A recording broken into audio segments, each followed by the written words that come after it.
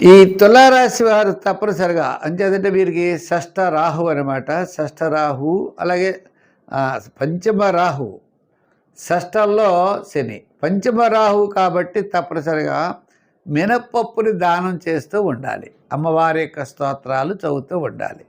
పార్వతీమాత ఉన్నట్లయితే దగ్గరలో ఆమెకు కుంకుమ పూజ చేయించడం చాలా మంచిది.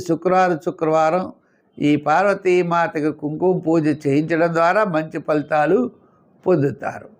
ఇంకా మూడో విషయం ఏంటి అంటే, ఈ పార్వతీమాతకి కుంకుమ ఇచ్చినప్పుడు ఎర్రని జాకెట్ గుడ్లు కూడా ఆమెకి ఇవ్వడం, తద్వారా ప్రతిరోజు కూడా అమ్మవారి యొక్క స్తోత్రం చదువుకోవడం చాలా మంచిది. శుక్రవారం గారులు అమ్మవారికి నైవేద్యం ప్రసాదంగా పెట్టి సేకరించడం ద్వారా కూడా మంచి ఫలితాలు ఉంటాయి. అంచేత అమ్మవారికి శుక్రవారం నాడు గారెలు నైవేద్యం పెట్టండి, పరమాన్నం కూడా నైవేద్యం పెట్టండి. తద్వారా విశేషమైన ఫలితాలు పొందగలుగుతారు.